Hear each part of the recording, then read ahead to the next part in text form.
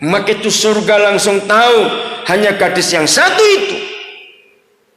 Kalau aku minta apa-apa, bahkan sampai mati, dia akan berkata ya. Maka itu Gabriel nggak perlu keliling jauh-jauh cari gadis itu. Shalom, hai engkau yang dikaruniai, yang dia papakan mau. Musa punya hal yang sama. Maka itu Maria minta apa saja, Tuhan dengar. Musa juga begitu, memimpin bangsa besar. Tuhan tahu pergumulan semua saudara di gunung ini. Saudara, Freeport adalah impian dari semua orang-orang muda di Indonesia, ingin punya kesempatan bekerja di sini.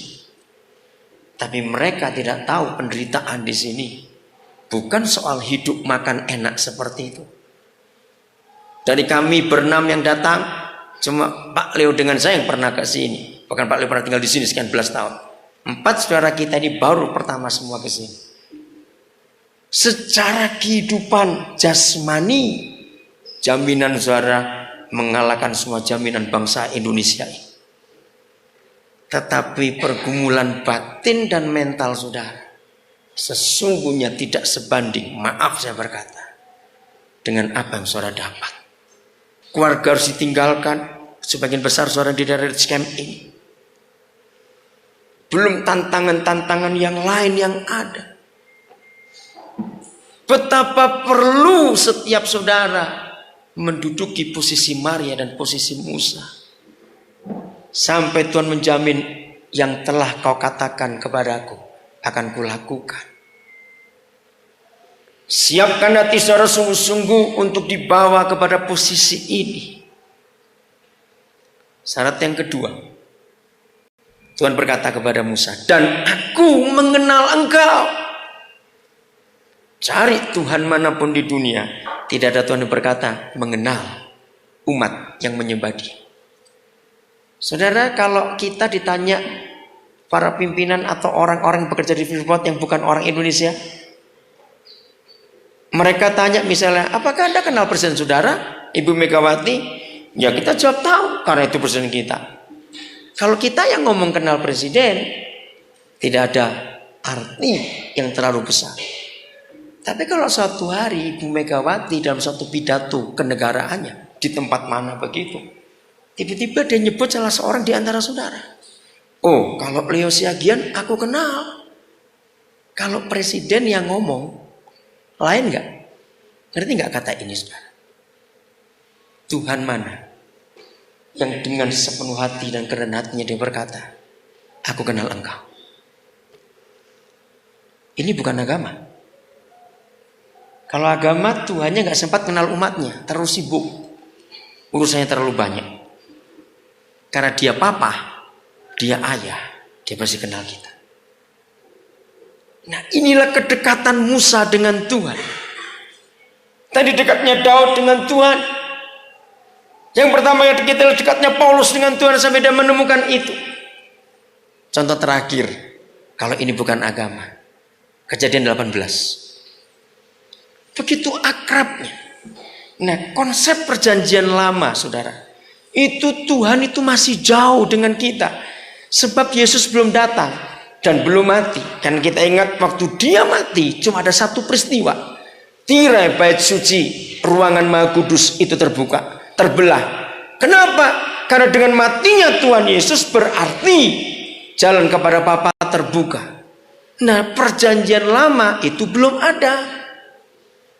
Yesus belum datang, berarti jalan kepada Bapa luar biasa susahnya. Masih ingat ketika Musa disuruh membangun rumah Tuhan, tabernakel itu? Peraturannya jelimet betul. Sangat complicated. Darahnya mesti darah ini, mesti pakai api yang khusus, mesti pakai dupa, pakai ini.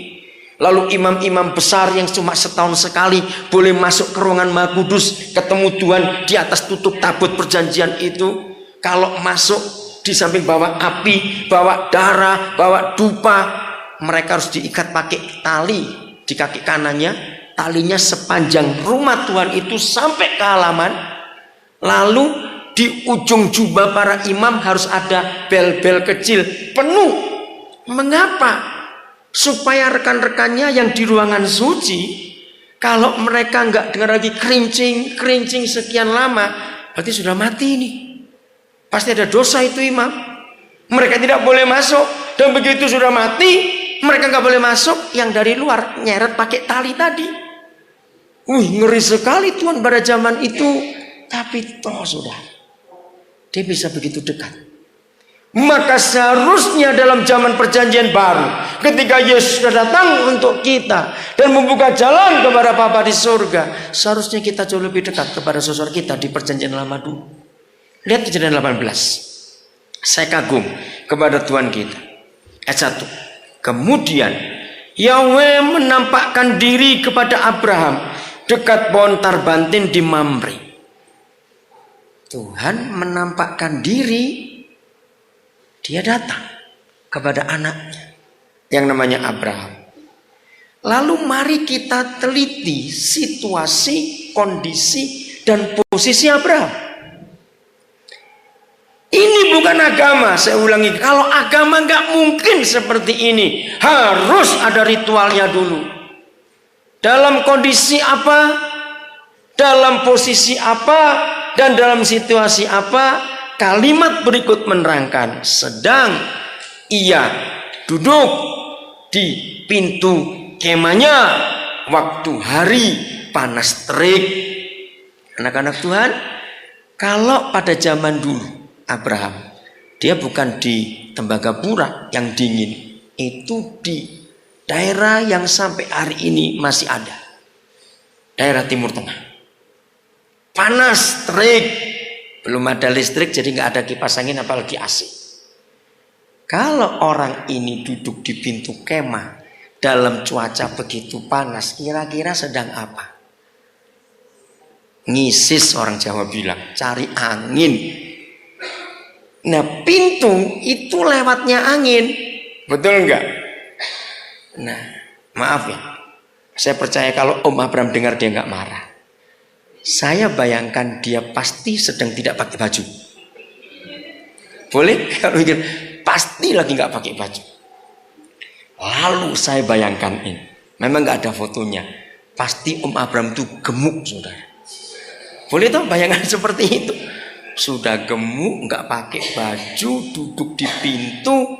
Saya percaya duduknya pasti sambil delosor sedikit begitu. Panasnya luar biasa. Dengar. Dalam situasi panas, posisi santai, dalam kondisi tidak pakai baju, yang maha besar, yang maha kudus datang. Kenapa tidak pakai protokoler dulu? Mengerti? Kristen bukan agama, katakan amin. Kalau dia agama nggak seperti ini posisi. Abraham terkejut. Tuhan datang kepadaku siang-siang begini. Dan lagi Abraham tidak dalam suasana agama sama sekali. Sembahyang tidak, nyanyi tidak, menyembah tidak, lagi santai. Kalau ada orang Jawa ngerti kata lagi bledet. Maaf nih. Jangan tanya yang nggak Jawa, nggak ada gunanya. Luar biasa. Sedekat itu Tuhan dengan manusia, katakan amin. Bagian yang berikut saya akan uraikan ini sampai selesai nanti. Agama Kristen, kalau saya bicara agama sekarang, adalah satu-satunya agama yang menyatakan hubungan Tuhannya dengan hubungan umatnya adalah hubungan suami istri. Betul? Perjanjian baru menuliskan itu. Tanpa malu-malu, Yesus mengakui kita mempelai perempuannya. Padahal kita ini bajingan dan pezina. Jangan marah saya berkata ini. Saya mau tunjukkan begini, saudara. Paling banyak kalau orang ditahan, tangkap polisi, masuk penjara, itu paling sering 3 kasus. Pembunuhan, KUHP pasal sekian. Pencurian, perampokan, KUHP pasal sekian. Saya nggak hafal pasal-pasal itu. Lalu yang ketiga, perkosaan atau perzinahan pasal sekian KUHP. Sekarang saya mau pakai KUHS, Kitab Undang-Undang Hukum Surga. bukan hukum pidana sekarang. Nah, kalau saya pakai KUHS, ini ketangkap semua ini pasti. Cuma kita lagi keren-keren saja sekarang. Di mana KUHS-nya? Dengar.